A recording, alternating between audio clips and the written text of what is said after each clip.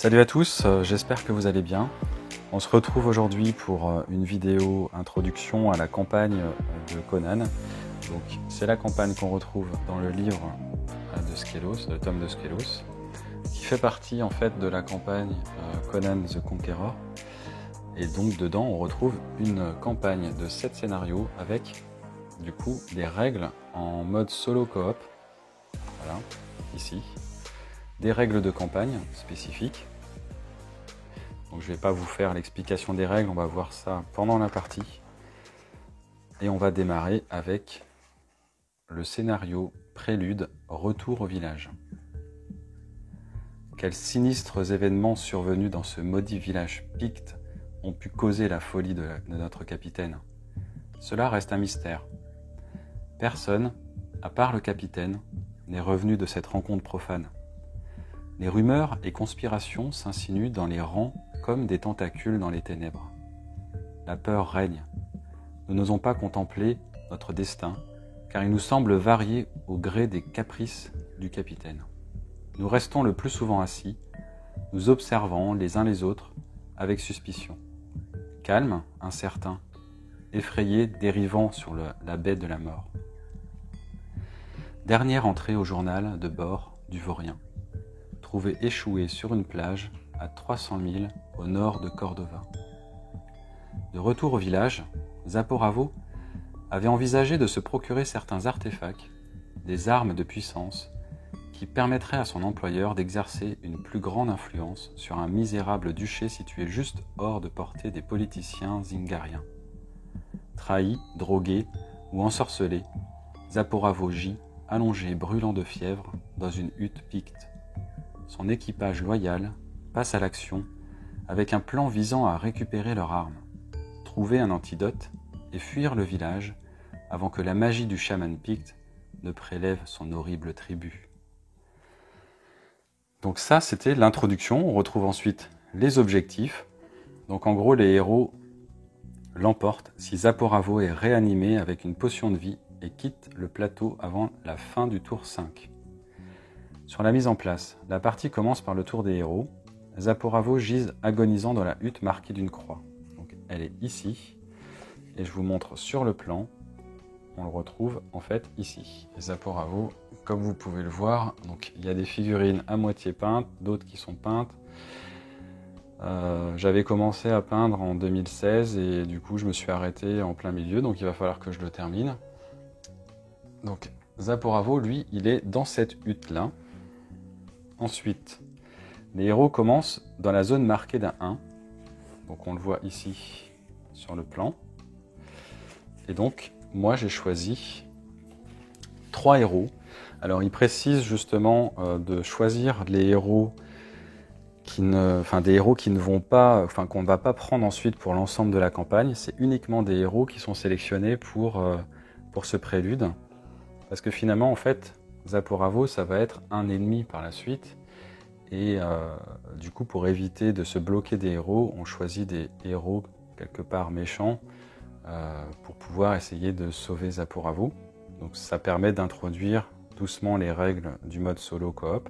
Donc une fiche de personnage, on retrouve le dessin du personnage, les zones d'action où on va pouvoir dépenser des gemmes pour obtenir des bonus, par exemple ici des dés de certaines couleurs, ici des déplacements supplémentaires et là une relance. Donc le premier en fait correspond à l'attaque au corps à corps avec l'indice de saturation 4, ça veut dire qu'on ne va pas pouvoir dépenser plus que 4 gemmes dans le même tour pour pouvoir faire une action d'attaque. Donc soit on va faire une attaque avec 4 gemmes et donc une attaque puissante, soit on va faire plusieurs petites attaques jusqu'à un maximum de 4.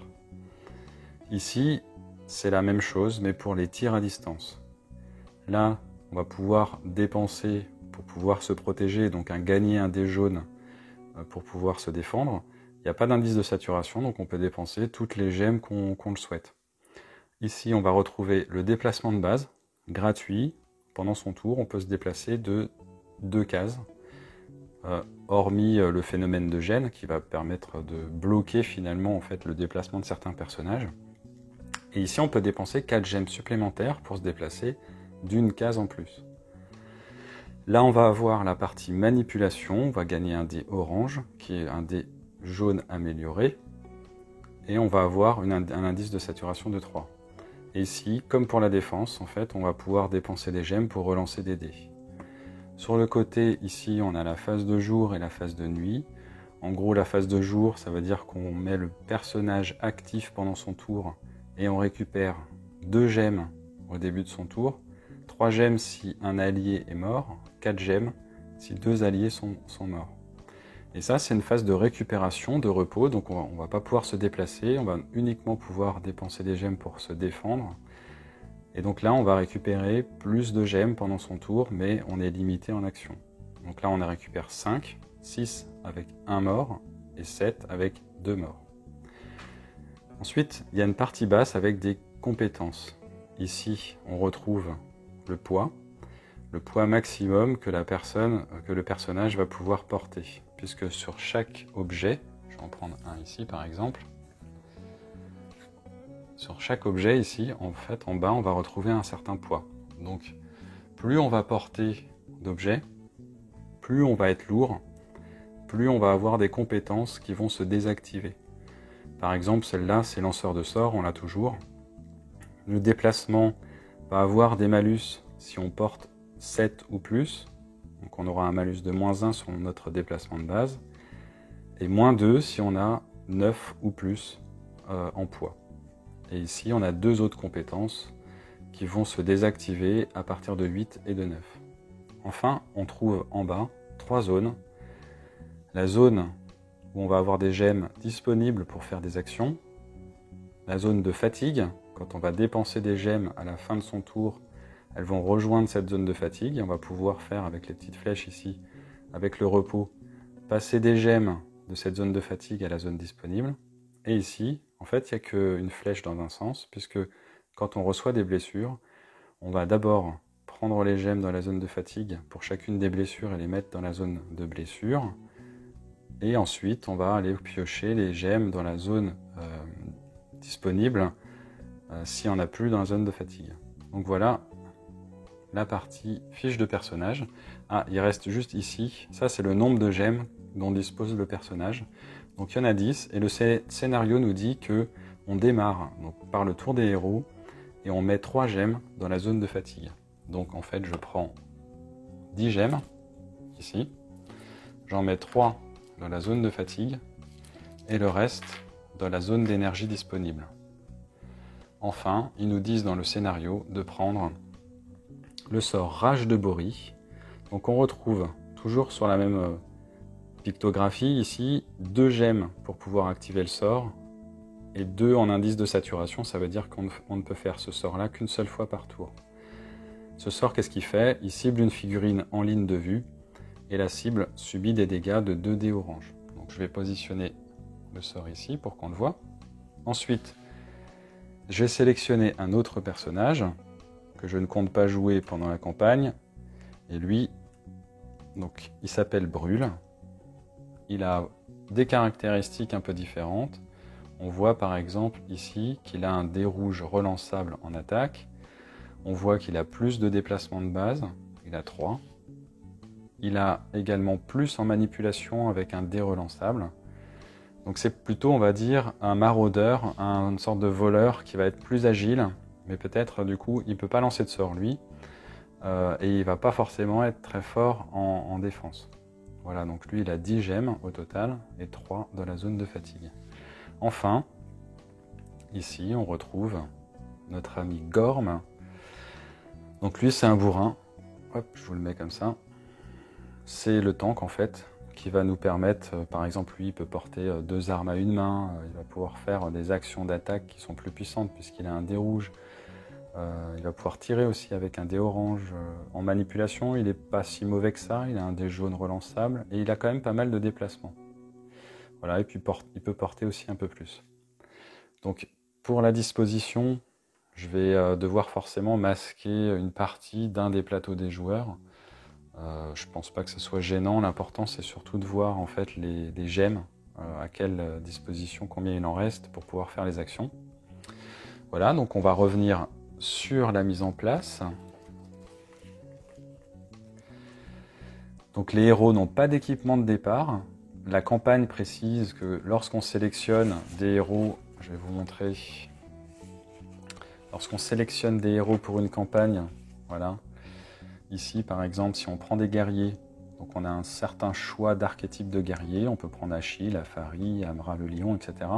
Et on a un équipement de départ, une épée. Donc ça en fait on va le retrouver au moment où on va choisir vraiment nos personnages pour la campagne à partir du premier scénario, puisque celui-là finalement c'est une introduction, un prélude comme ils le disent. Donc moi j'ai choisi un guerrier que je ne jouerai pas pour la campagne par la suite, un maraudeur que je ne jouerai pas également, et un sorcier que je ne jouerai pas également par la suite. Sur le maraudeur, du coup, lui, si j'avais choisi, si on était au premier scénario, j'aurais pu choisir une dague et les lames de lancer. Et pour un sorcier, j'aurais une dague, un halo de 7 et le châtiment d'Ymir. Ensuite, qu'est-ce qu'on retrouve sur la mise en place? Donc, on démarre, comme je disais, avec le sort Rage de Bori. Pour des raisons thématiques, c'est ce que je viens de dire, choisissez les héros qui ne seront pas utilisés durant la campagne. Placez au hasard la masse tribale, la dague et la dague de parade, face visible dans les huttes 2. Ici, il y en a 3.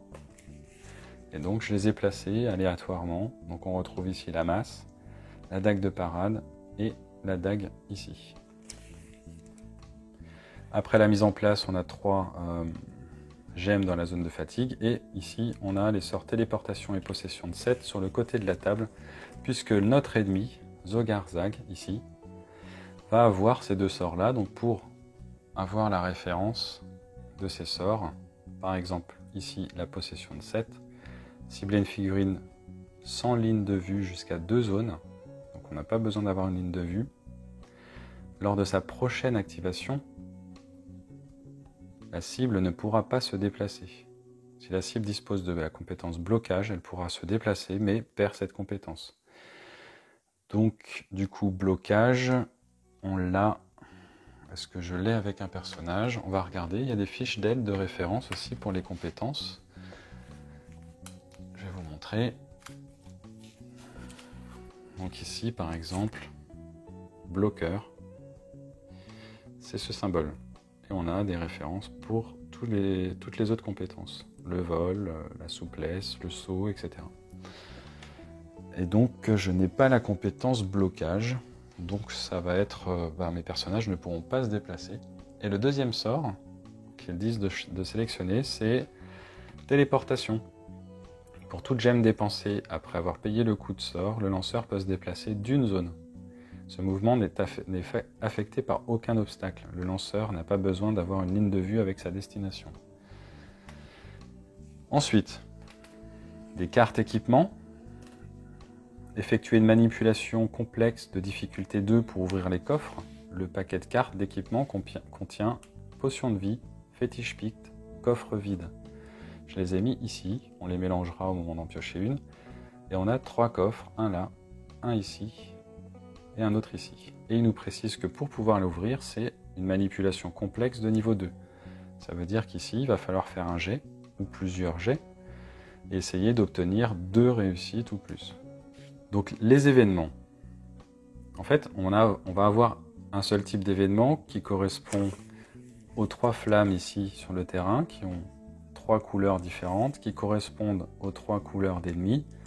Et quand on va tirer le numéro 5 correspondant à cette tuile événement, on va déclencher l'événement qui est là, c'est l'alerte.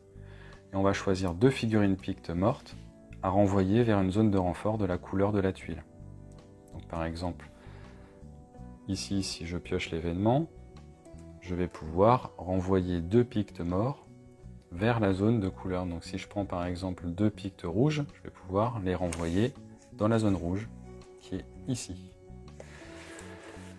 Quelques règles spéciales. Donc chaque scénario va avoir ses règles particulières. Donc note relative au plateau, les règles standards du plateau s'appliquent. En outre, les barricades en bois ne peuvent être traversées par aucune figurine. Alors, à quoi ça correspond les notes relatives au plateau?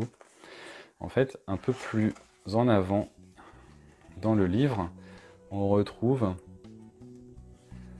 chacun des plateaux avec les règles spécifiques de ces plateaux. Donc ici, on retrouve le village picte avec plein de petites correspondances avec des numéros. Et chaque numéro va définir une règle particulière de ce plateau. Donc c'est important de les lire avant de démarrer le scénario pour comprendre comment ça va fonctionner. Là, les tentures à l'entrée de chacune des huttes bloquent la ligne de vue. Donc on ne peut pas attaquer de l'extérieur vers une hutte et inversement. Entrer et sortir demande un point de mouvement supplémentaire, puisqu'il faut pousser la tenture pour rentrer. Donc il va falloir 2 déplacements pour se déplacer de l'intérieur d'une hutte à l'extérieur, et inversement. On ne peut pas défoncer les cloisons des huttes en pierre. Donc il y a 2 huttes en pierre, une ici et une tout en haut. On ne peut pas détruire les cloisons, puisque j'ai une compétence avec Gorm qui s'appelle défoncer les cloisons. Et donc ça, je ne vais pas pouvoir le faire sur ces huttes-là. On ne peut pas défoncer les murs d'enceinte, ni les escalader. Donc là, on voit que tous les murs qui sont aux abords, et qui définissent finalement le village, on ne va pas pouvoir les détruire. Alors il y a une exception sur le scénario, c'est la croix rouge, qui est positionnée ici. Et là, on peut le faire. C'est le scénario justement qui vient enrichir ces règles. Les arbustes ne bloquent pas les lignes de vue, donc tous les petits 4 ici où il y a des arbustes. Pour une ligne de vue, c'est simple, en fait, on prend le centre d'une tuile vers le centre d'une autre. S'il y a une ligne, il y a une ligne de vue. Ils disent que les arbustes ne gênent pas cette ligne de vue. Les huttes en bois, les cloisons des huttes peuvent être défoncées par la compétence défoncer les cloisons. Donc ça, c'est parfait. On peut défoncer les murs des huttes en bois pour pouvoir rentrer dedans. On n'est pas obligé de prendre la porte. Et l'escalade, ici, on a un rocher. Et on va pouvoir l'escalader avec la compétence escalade. J'ai 2 personnes qui ont l'escalade, lui, Brûle, et ici, Gorm.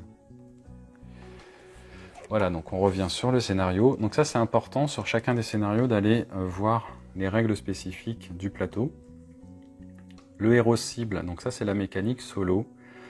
Il nous précise que le héros cible dans ce scénario, une fois la potion de vie trouvée, le dernier héros à l'avoir porté est le héros cible. Sachant que normalement, le héros cible, c'est celui qui a, comme ils le disent juste un peu avant, je vais vous montrer, ici, le héros cible, c'est celui qui a le moins de gemmes en zone d'énergie disponible. Et bien là, du coup, à partir du moment où on aura trouvé la potion, ça sera le dernier à l'avoir porté. Zaporavo ne peut en aucun cas être attaqué. Cependant, il est affecté par la compétence bloqueur et le phénomène de gêne. Les tuiles mortes, donc si on a des tuiles avec plus aucune figurine,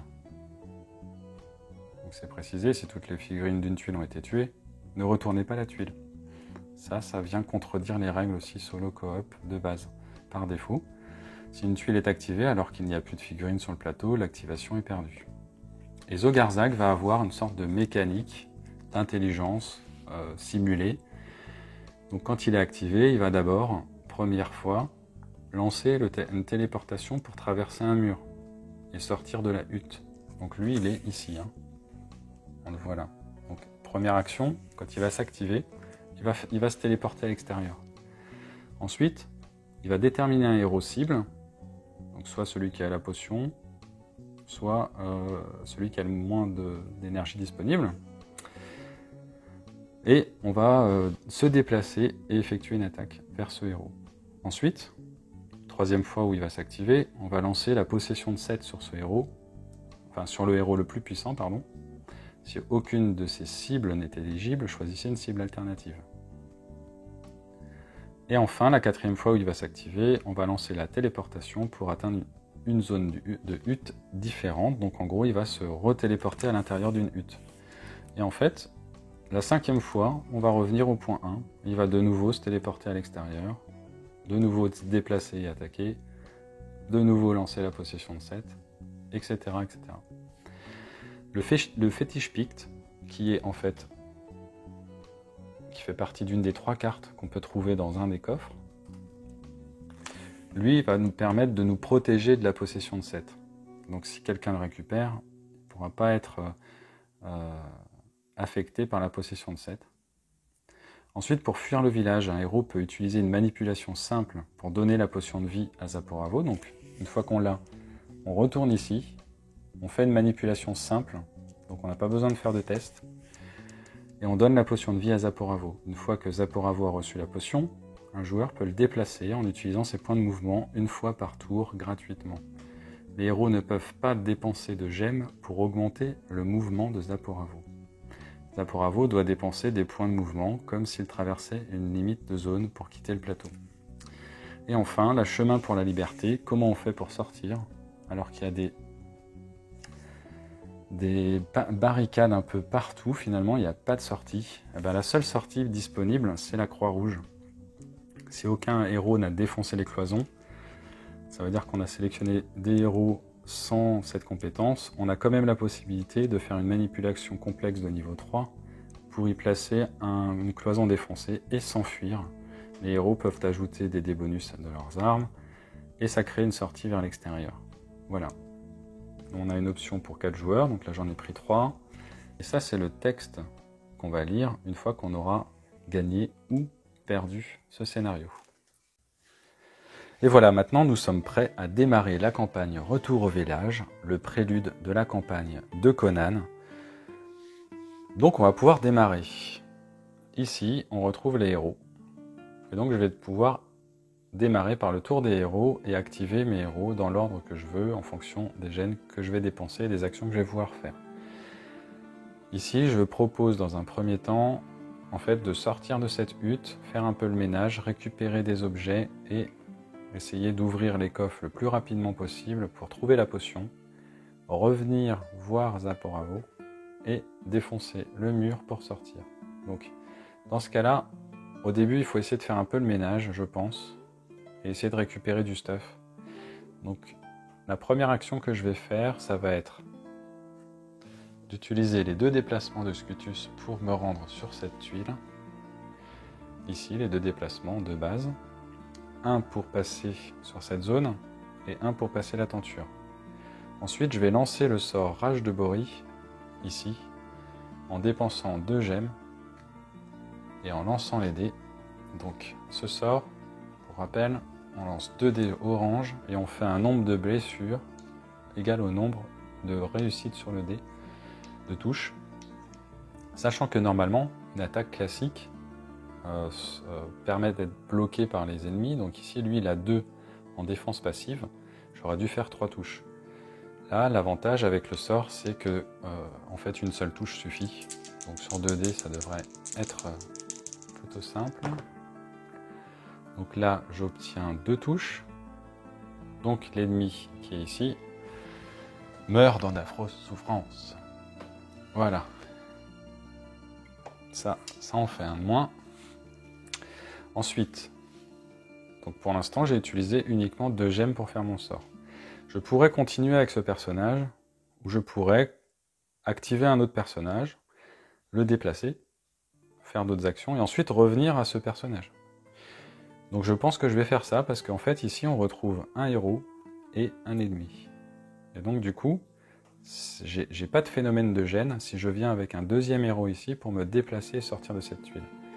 Alors, je vais prendre Gorm qui est ici et je vais essayer de me rendre là pour prendre la masse Picte, la masse tribale, pardon. Donc pour ça, Gorm, lui, il a 3 déplacements de base. Allez, c'est parti. Donc on va utiliser 2 déplacements pour venir ici. Et ensuite, comme on a 2 héros pour un ennemi, je n'ai pas de phénomène de gêne pour mon déplacement, donc je vais pouvoir faire un autre déplacement sur cette zone ici. Donc là, j'ai pas intérêt à rester en fait sur cette zone-là, parce que si jamais lui s'active, là, Zogarzag, il va se téléporter et venir ici. Donc ça m'arrange pas, donc je vais essayer du coup de rentrer dans cette hutte et récupérer la masse qui m'intéresse.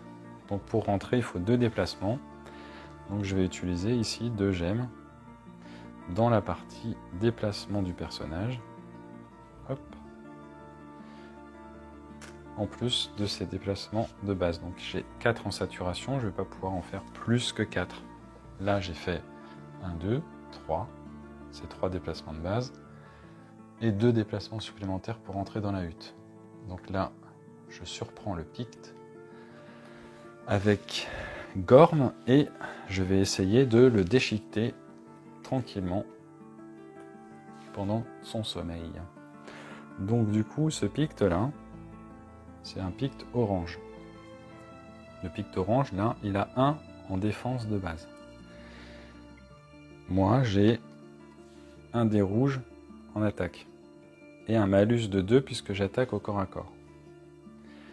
Ce que je peux faire, c'est faire une manipulation simple, ici, pour récupérer l'objet, bénéficier du bonus et taper avec. Une manipulation simple n'est pas soumise au phénomène de gêne. Donc, je peux ramasser la masse avant de le taper. Ce que je vais faire, donc je vais faire une manipulation simple en payant une gemme ici. J'ai pas besoin de test. Et donc, je récupère la masse tribale qui va m'ajouter un dé orange relançable en attaque. Et je vais pouvoir également lancer cette masse. Donc, c'est symbolisé par ce picto.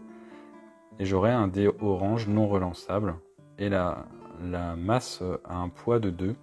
Je peux porter 12. Donc, je ne suis pas gêné. Je vais le mettre ici pour qu'on le voit. Donc là, je vais attaquer avec la masse tribale, avec un dé rouge et un dé orange relançable. J'obtiens 2 réussites sur le rouge et mon dé orange est relançable. Donc je vais le relancer. Pas de chance, là j'obtiens que 2 touches, mais c'est suffisant puisque ici il a 1 en défense passive. Donc ce picte-là meurt également. Et Gorm prend place au milieu de cette hutte.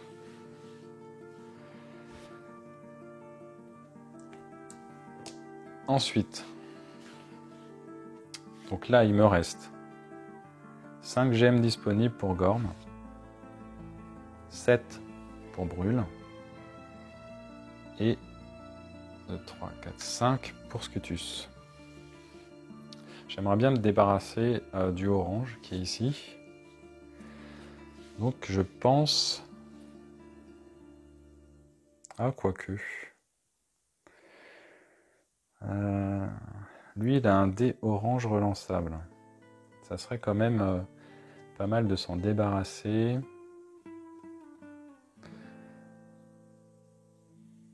Ouais, je vais faire ça. Donc je vais utiliser les 3 de déplacement de lui. Je vais venir ici. Donc j'en utilise 2. Ensuite, je vais faire un 3e déplacement, peut-être pour aller là. Voilà, je vais dépenser une gemme également là pour faire 2 gemmes d'ailleurs. Donc là, 1, 2, 3, 4, 5 pour aller à l'intérieur de cette hutte.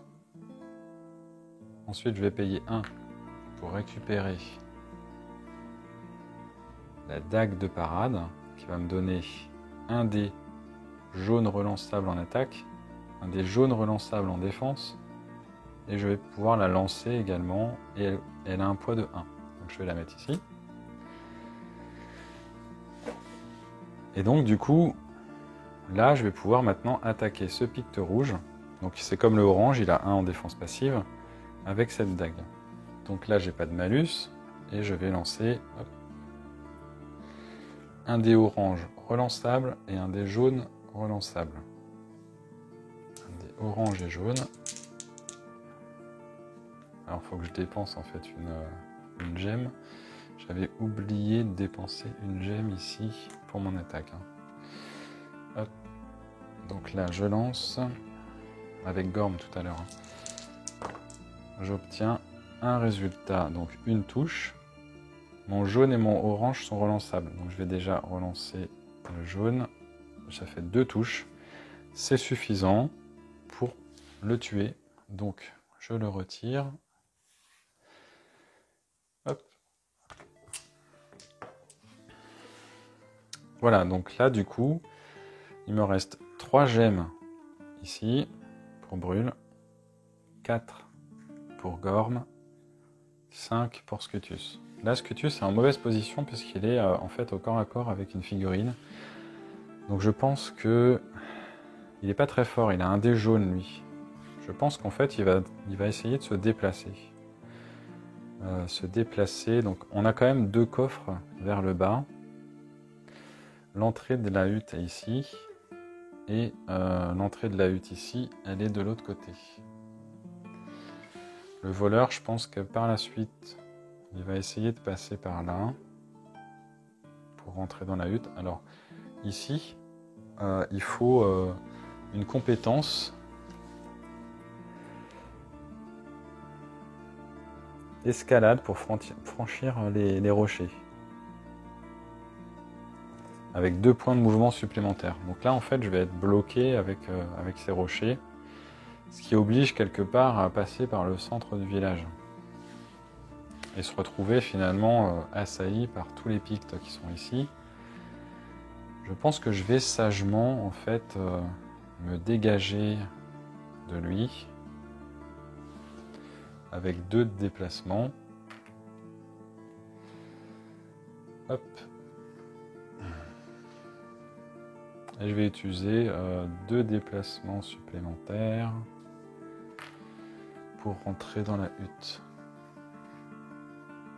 et me cacher pour éviter d'être ciblé tout de suite. Voilà, donc là maintenant j'ai terminé mon tour. Je vais prendre les jetons et les mélanger. Voilà. On va les positionner ici. Et on va les piocher pour faire le tour de l'ennemi. Donc on va prendre le premier, celui-là par exemple. Donc là on a le numéro 2 qui correspond au chasseur Picte orange. On le met ici pour symboliser que c'était la première action de l'Overlord. Sachant qu'il en a 3, puisqu'on est 3 joueurs. Ici en fait lui il va se déplacer de 2 et attaquer avec 2 dés jaunes relançables. Donc d'abord il va devoir sélectionner le héros. Il va sélectionner, comme le dit, comme précisé dans les règles, il va sélectionner le héros avec le moins de gemmes en zone d'énergie disponible. Donc ici c'est Scutus. Sachant que c'est les oranges qui jouent, il y en a 2, un ici, un là, et ils vont essayer de cibler Scutus qui a le moins de gemmes en zone d'énergie disponible. Donc ils vont faire leurs 2 déplacements. Donc lui il va sortir, 2 déplacements et c'est tout. Lui il va sortir, 2 déplacements et c'est tout. Donc voilà, ils ont fait leur action, déplacement, ils ne peuvent pas attaquer. Ensuite on va prendre un autre, hop, celui-là. Et là on a le numéro 5 qui correspond à l'événement. Donc qu'est-ce qui se passe à l'événement? On reprend le livre. Ici, ils disent qu'à l'événement alerte, les joueurs choisissent 2 figurines de Picte mort à renvoyer vers une zone de renfort de la couleur de leur tuile. Donc là, j'avais tué 2 Pictes, et ben je me retrouve à les faire réapparaître. Donc ce Picte-là, qui est un Picte rouge, va apparaître dans la zone de Zogarzag, tout en haut, tout au fond là. Il apparaît ici. Ok, et le orange, dans la zone orange, c'est-à-dire dans cette hutte. Voilà, et dernière action de l'Overlord. On va prendre celui-là, hop. C'est le numéro 1, c'est Zogarzag qui va s'activer. Donc Zogarzag, il va suivre en fait le script du scénario. Première chose qu'il va faire, il va lancer le sort de téléportation pour traverser le mur de la hutte vers une zone extérieure adjacente à la hutte choisie par les joueurs. Donc, il va se téléporter. Et donc là, je vais le mettre ici. Hop, il est sorti de la hutte. Et voilà, maintenant que j'ai fait les 3 actions, ça va être de nouveau au joueur de jouer. Ici, je récupère les jetons pour les mettre ici. Donc je sais que la prochaine fois, l'Overlord va activer au moins les violets et les rouges. Puisqu'on a le 3 et le 4, ici quelque part. Puisque le 1 et le 2 et le 5 sont sortis. Et une fois que j'aurai activé ces deux-là, et ben du coup je vais devoir remettre tous les jetons ici aléatoirement là et en repiocher un troisième. Donc je sais que les violets et les rouges vont jouer. Donc ça c'est un indice pour savoir ici comment jouer correctement pendant notre tour. Et prendre en considération cette information. Donc là on a deux héros ici dans cette hutte et un héros ici. Il y en a déjà deux qui sont stuffés. Lui il a son sort. Donc moi ce que je propose, Zogarzag il a 15 points de vie en fait. Je vous ai pas présenté en fait ici.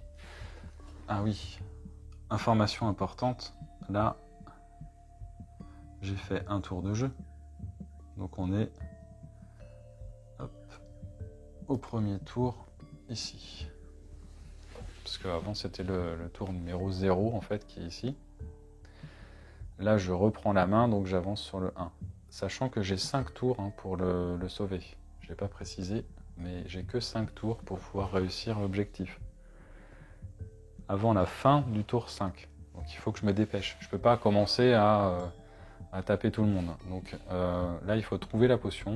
Donc il faut que je réussisse à aller en fait là-bas. Je pense que ces deux héros-là vont essayer de passer. Donc là lui va me gêner. Je pense que je vais sortir le mage ici. Ensuite, Gorm là, avancer ici et faire le ménage. Et après, j'utiliserai en fait lui pour pouvoir peut-être lancer un sort sur lui. Bah, lui va m'attaquer après. Ouais, mais il n'y a peut-être pas trop de risques. Et ici, lui, qu'est-ce qu'il pourrait faire? Bah là, lui, en fait, il a une compétence insaisissable. Donc il peut se déplacer même s'il y a des ennemis. Bon, allez, on va tenter ça. Donc, ah oui, ici il faut faire le ménage parce que on a encore nos gemmes à la fin du tour. Normalement j'aurais dû le faire à la fin du tour, mais bon. Voilà, on prend toutes les gemmes qu'on a utilisées et on les met en fatigue. Ensuite, on décide si nos héros vont être actifs ou ils vont se reposer. Scutus. Mon ami Scutus.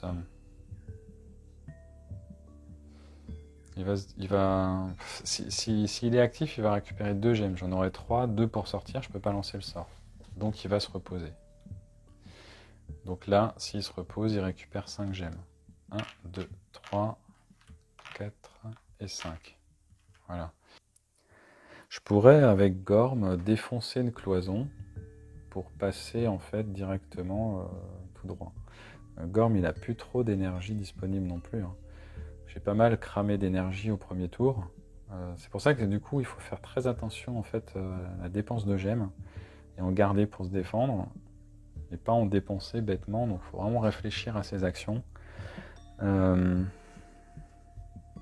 Je pense que les deux autres vont être actifs, donc ils vont récupérer 2 gemmes pour leur tour. Voilà.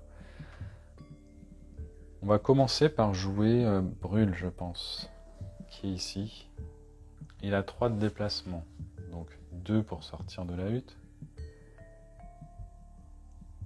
Et un déplacement supplémentaire pour aller ici. Voilà. Je pense qu'il va faire que ça. Il a une dague de parade, donc il peut éventuellement résister. Ensuite, il faut vraiment que je vois Gorm comment le jouer.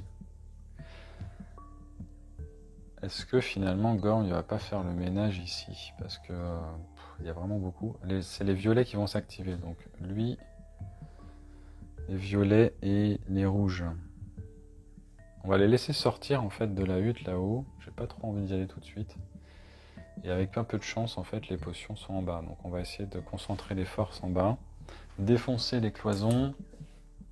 Le personnage peut traverser les cloisons et les portes en bois au cours de son mouvement pour un surcoût de 2 points de mouvement. Ok.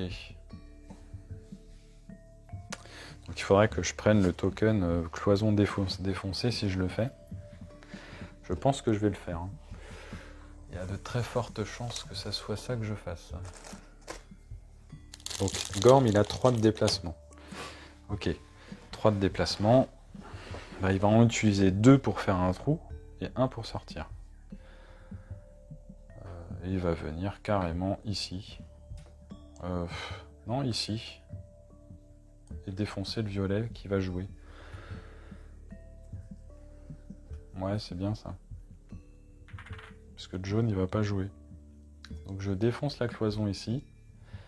Gorm arrive, délicatement, en défonçant le mur et en sautant sur notre ennemi. Et donc là, j'ai utilisé mes 3 de déplacement, ici. Hop, on va décaler un peu.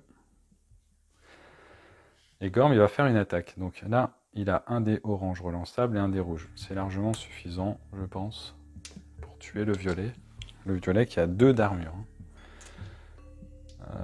Ouais. 1, 2, 3, 4. Nickel. Donc le violet, il dégage. Hop. Ensuite, je vais remettre ça comme ça. Ensuite, qu'est-ce que je vais faire? Donc là, j'ai dû dépenser qu'une attaque, hein, donc ça, c'est plutôt pas mal. Lui va m'attaquer après, mais ça me gêne pas plus que ça, en fait. Ça me gêne pas plus que ça. Les oranges vont pas jouer, donc lui va se déplacer après de 2. 1, 2, et va m'attaquer. Je pense que... Donc là, j'avais fait 1, 2, 3. Je pense que je vais faire un déplacement supplémentaire ici. Et est-ce que j'utilise Gorm? Ça me ferait 2 déplacements. 1, 2 pour tuer le violet. Ça me semble pas mal. Le rouge va sortir, mais il va utiliser des... Ouais, allez, hop, on fait ça. J'utilise un déplacement avec Gorm pour aller là. On est 2 ici, donc je peux me déplacer ici avec un déplacement supplémentaire. Paf. Et dernière action, j'attaque avec mon dé rouge et mon orange relançable. 4. Parfait. Et donc celui-là, il dégage également, donc il n'y a plus de violet. Comme le précise la règle, on ne retourne pas la tuile violette, parce qu'il peut y avoir des renforts. Mais là, j'ai fait le ménage, ça me fait vraiment plaisir du coup. C'est lancé de dés.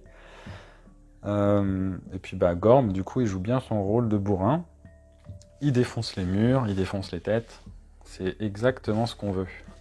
Ensuite, je pense que là, en fait, je vais pas attendre. Hein. Je vais en profiter pour le tuer. Un jaune et un orange relançable. Et il a qu'un d'armure, celui-là. Donc, Brûle va attaquer celui-là. Un jaune, un orange relançable. Et là, 0 réussite, mais c'est relançable. 3 réussites. Et celui-là, il part également. Ça se passe pas trop mal pour l'instant. Honnêtement, je suis plutôt satisfait. Bon, c'est le scénario d'introduction. Et puis ça peut vite dégénérer, je pense, s'il y a beaucoup de renforts. Et pour l'instant, les tours avancent malgré tout, et il faut que j'ouvre les coffres. Alors, du coup, est-ce que je fais encore des actions ou pas? Pas forcément. Je vais les laisser sortir des huttes tranquillement. Hein. On va faire ça. Donc, je mets fin à l'action des héros. Normalement, du coup, là, je vais pas oublier, on va prendre les gemmes et les mettre en zone de fatigue. Tout ce qu'on a dépensé pendant notre tour. Voilà. Ça en fait beaucoup pour Gorm. Il a pas mal bossé. Et maintenant, on va passer au tour de l'Overlord. Et là, on va retourner celui-là. c'est le numéro 4, c'est les rouges. Donc les rouges s'activent et ils vont essayer d'attaquer le héros. S'ils arrivent à sortir et à attaquer et à être à portée d'attaque. Hein. Donc là, du coup, ils ont 2 déplacements.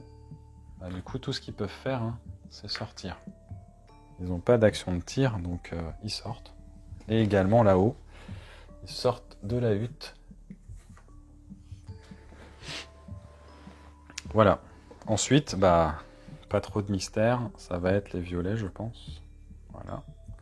Qui vont jouer. Et là, les violets, ici, on va les jouer, mais il n'y en a plus.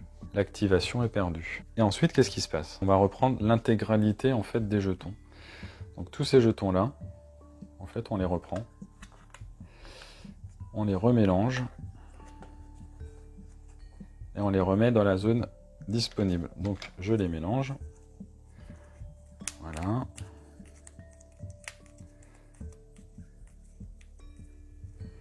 Hop, je les place ici. Tac. Je les mélange. Hop. Et je vais en prendre un au hasard. Celui-là. Le numéro 2. C'est la 3e et dernière action. En fait, donc je le mets directement ici. Et c'est les chasseurs pictes orange qui vont jouer. Alors là, du coup, on en a un ici qui va essayer de taper le héros avec le moins de gemmes en zone disponible. Donc ça serait Gorm. Ça tombe bien, il est à côté, donc il va se déplacer et il va m'attaquer. Tac. Donc lui, il attaque avec 2 dés jaunes relançables. Donc là, 0. Et 0. Ah, c'est tellement bon d'avoir de la chance. Donc là, du coup, bah, il se passe rien, je prends rien. C'est exactement comme ça que ça devrait se passer. Alors, là, j'ai un peu de chance. Hein. Et donc lui, il a 2 déplacements, il va sortir. Il va se diriger vers Gorm tranquillement. Voilà. Bah, c'est terminé pour l'Overlord. Hein. Il n'a pas fait grand-chose ce tour-ci. Donc là, on va définir les héros. Bah, lui, il va... Scutus, il va être actif. Donc il va récupérer 2 gemmes. Ensuite, Brûle, qui est ici. Je pense que je vais l'activer également. 2 gemmes. Et Gorm, il va être activé également. 2 gemmes. Voilà. Là, ce que j'aimerais, c'est que Gorm fasse le ménage pour permettre à Brûle de passer et aller dans la hutte. Ou alors, je fais un trou directement. Hein. Je peux faire un trou direct dans la hutte et passer avec Brûle. On va faire ça. Donc, Gorm va d'abord taper, je pense, brutalement pour faire le ménage. Sinon, je vais avoir un phénomène de gêne. Donc là, j'ai rouge et orange relançable. 2, c'est suffisant. Je ne vais pas relancer le orange. Et donc, ce picte-là décède. Voilà. J'ai toujours pas dépensé mon déplacement avec Gorm. Donc, ce que je vais faire, c'est que je vais défoncer la cloison ici. Alors, hop, on va reprendre le token. Avec 3 de déplacement. Comme il a 3 de déplacement, bah, c'est parfait. Il défonce la cloison ici. Ça m'évitera de perdre des déplacements pour rentrer directement ici. Moi, je fais des trous, ça va plus vite. Ensuite, donc là, c'était les 3 déplacements de base. 2 plus 1. Ensuite, lui, il va jouer. Il va utiliser ses 3 déplacements. 1, 2. Et là, il va essayer d'ouvrir le coffre. Le coffre, alors, ils disent, je vais revérifier, mais c'est une manipulation complexe de niveau 2. Donc, une manipulation complexe de niveau 2, Ça demande un jet de dés. Il faut faire au moins 2. Il a un orange relançable. Ce qui est pas mal, c'est que c'est relançable. Donc je pense que là, en fait, il va utiliser 2 gemmes.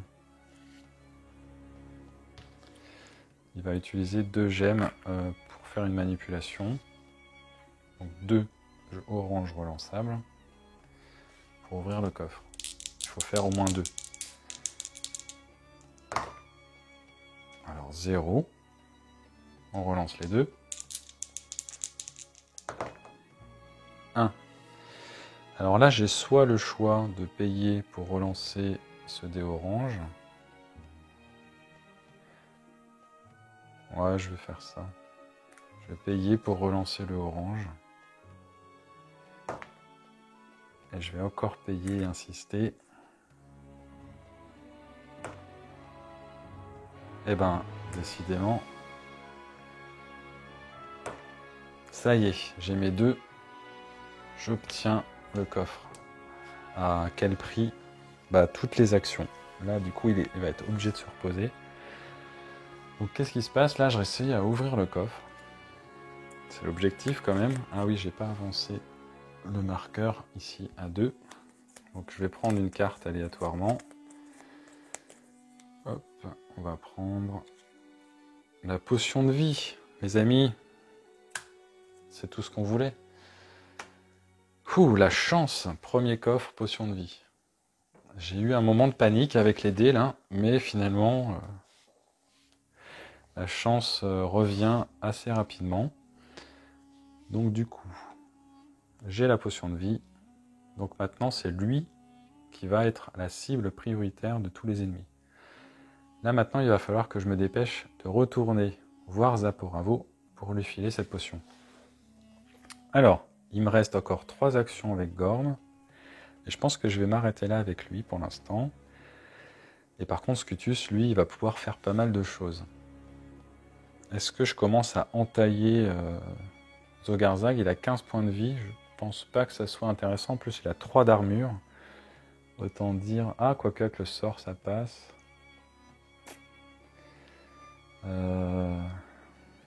Non, je pense que...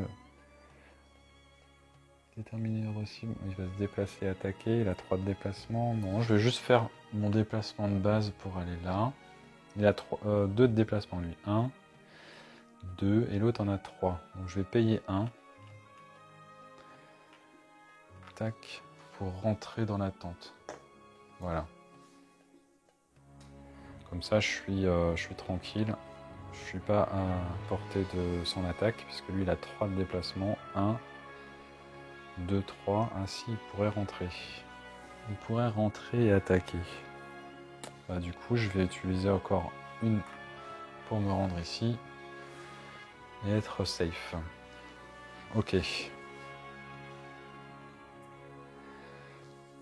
Donc là, c'est bon. Je pense que je vais faire fin de tour. Je vais récupérer les gemmes ici dans les zones de fatigue. Hop. Voilà.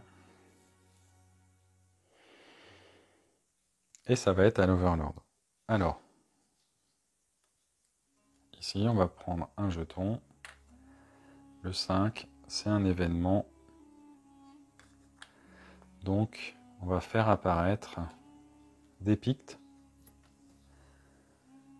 On choisit 2 figurines. Donc, j'ai le choix ici. Vous ne les voyez pas, mais il y a 2 oranges. Il y a 3 violets. Alors, la zone d'apparition des oranges, elle est ici. Et ça m'arrange pas. Alors que les violets sont tout là-haut. Ah ben, on va prendre 2 violets. Hop. Et on va les mettre ici. Tac. Voilà. Donc ça, c'est fait. Ensuite, deuxième action. On va prendre celui-là. Le 1. Zogarzag. Donc là, du coup, il s'est téléporté la fois d'avant. Cette fois-ci, il va se déplacer et attaquer. Donc là, il va cibler, normalement, il va essayer de cibler, en fait, celui qui a la potion. attaquer ici. C'est brûle. Sauf que là, 1, 2, 3. Il peut venir ici, mais il ne peut pas attaquer. Autre solution, s'il ne peut pas se rendre vers le héros cible, il essaie de trouver une alternative. 1, 2, 3, il ne peut pas attaquer. Donc je pense que ce qu'il va faire, c'est venir au plus proche du héros qui a la potion. Donc il va faire 1, 2, 3. Et il va me bloquer un petit peu. Bah voilà. Et ensuite, dernière action. Hop, celui-là. C'est quoi celui-là? C'est le 4. Hop. Le 4, c'est les rouges. Et les rouges, ils sont ici. Les 3 là. Donc là, ils vont se déplacer et attaquer. Ils vont cibler le héros cible qui est là. Donc lui va venir 2 de déplacement. 1, 2. Il va venir dans la hutte. Et il va attaquer notre ami Brûle. Voilà ce qu'on voit là, les dés, ouais. Parce que du coup, je vais avoir besoin peut-être de mettre des gemmes. Donc lui, le rouge, il a 2 dés jaunes relançables. Allez. Voilà. Sachant que dans la règle, ils disent que les ennemis ne relancent que les dés vierges. Donc là, il y a un vierge et une touche. Ouf. 3 touches. Donc en fait, je perds 3 points de vie. 1, 2, 3. Ça, c'est pas cool. Ok. Ensuite, ceux de là-haut vont se déplacer de 2. 1, 2, 1, 2. Voilà. Ils ne peuvent pas attaquer, mais ils se rapprochent le plus possible. Et ensuite, l'Overlord a terminé. Donc là, cette fois-ci, je n'oublie pas non plus d'avancer au 3e tour. Et on va passer au tour des héros. Donc là, est-ce que... Ouais, bah, je pense qu'ils vont tous être actifs. Donc je vais récupérer 2 gemmes de chaque. Voilà. Et là, je suis un peu bloqué. Donc soit je me dis... que Gorm, en fait, son action, ça va être de défoncer les cloisons pour essayer d'aller là-bas. Ouais, enfin, là, il faut avancer. Hein. Il faut avancer. Donc Gorm, il va utiliser ses... Voilà, d'abord, il va attaquer. Voilà, parce que l'autre me gêne quand même. Ok. Hop, on va attaquer avec un rouge, ici, et un jaune, un orange relançable. On va essayer de tuer le rouge. Voilà, donc 0 avec le rouge et le orange relançable. 0, 0. Ah, parfait. Bah là, du coup, je vais retenter une action d'attaque. Et cette fois, je fais 5. Alors là, du coup, je pense que sa tête vole en même temps. Et il dégage le rouge. Hop. Ensuite, je vais utiliser mes 3 de déplacement là pour sortir de la hutte et casser la cloison. Voilà. Les 3 de déplacement de base. Je vais payer un supplémentaire pour partir. Un autre supplémentaire. Et un dernier pour faire les 2 actions pour rentrer ici. Voilà. Et ensuite, ici, j'ai mes 3 déplacements de base avec brûle. Donc 1, 2, je paye 1 de plus. 3, 4. 1 de plus. 5, 6. 5, pardon. Donc là, il a une potion de vie. On a une manipulation simple pour échanger des objets. Ça ne demande aucun jet de dés et requiert simplement la dépense d'une gemme d'énergie que l'on place sur la case manipulation. La réussite de l'action est automatique. Passer un objet, le prendre, le ramasser ou le réceptionner sont des manipulations simples et on considère que l'objet est immédiatement équipé par le héros. lorsqu'un héros veut donner un objet à un autre héros, l'un ou l'autre de ces deux héros doit réaliser l'action. Donc là, du coup, finalement, il passe le relais à notre ami Scutus, qui récupère avec une action simple la potion de vie. Et là, on va recontrôler quand même dans le scénario la potion de vie.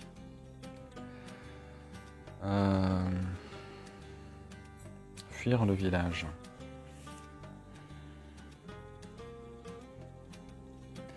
Donc ici, on peut utiliser une manipulation simple pour donner la potion à Zaporavo. Donc ce qu'on va faire, voilà, on va prendre une manipulation simple et on va donner la potion de vie à Zaporavo. Hop, je la mets là pour le symboliser. Une fois que Zaporavo a reçu la potion de vie, un joueur peut le déplacer en utilisant ses points de mouvement une fois par tour gratuitement. Donc là, en gros, Zaporavo, quand même, il se relève et on retire la potion pour signifier qu'il s'est relevé. Donc il peut se déplacer. Maintenant, Gorm, il ne lui reste plus d'action et c'est le seul qui peut défoncer les cloisons. Donc on va juste faire un fin de tour pour essayer de récupérer un maximum d'actions le tour d'après et sortir vers la victoire. Hop. Donc là, on va jouer de nouveau les ennemis. Il reste qu'un seul token qui est le numéro 3. Alors, je vais juste dégager cela avant. Je fais pas très bien les actions de clinage. Le 3. Le 3, c'est quoi? Les violets. Les violets, ils ont 2 de déplacement. Donc, ils vont faire 2 de déplacement. 1, 2. Ils vont essayer de nous arrêter. Mais je pense que ça va être trop tard. Ensuite, on prend tous les jetons et je les mélange. Hop. On les pose sur le plateau. Voilà. Tac. Et je vais prendre celui-là. Le 3. Violet de nouveau. Et ben. Là, ils ont 2 de déplacement également. Et attaque. Du coup, puisqu'ils ne peuvent pas atteindre le... Bah non, là, ils vont m'attaquer Gorm, en fait. Je m'attendais pas à ce qu'ils jouent 2 fois, pour le coup. Donc, eux, ils ont un des rouges relançables en attaque. Et Gorm, il a plus rien. Allez. 1 relançable, il relance pas. C'est dans la règle, c'est que si c'est une phase vierge. Je perds 1. On relance une deuxième fois. 2, je perds 2. Ah, pardon, avec le deuxième. Voilà. Hop. Bon, bah, je me suis fait taper dessus avec des masses. C'est pas très agréable. Mais ça devrait le faire pour sortir. Donc la première action, deuxième action et dernière action de l'Overlord. Le numéro 2, c'est les oranges. Les oranges, ils sont ici. Donc lui, il va essayer de se rapprocher. 1, 2, en courant. Et cette fois, je n'oublie pas de mettre ça en zone de fatigue. Voilà. On avance 4e tour, avant la fin de tour 5, donc ça devrait être bon, on devrait réussir à sortir. Je vais mettre tout le monde en activation. Hop, 2 pour lui, 2 pour lui, 2 pour lui. Première action, je vais faire le sort Rage de Bori sur un des violets. Et je tire 2 oranges pour en éliminer un. 4. Un violet en moins. Ensuite, ce que je vais faire, c'est que je vais utiliser le déplacement de brûle pour venir ici. Là, je suis en surnombre. Pour permettre à Gorm de sortir ici. Avec un de ses déplacements, 2 autres pour défoncer la cloison.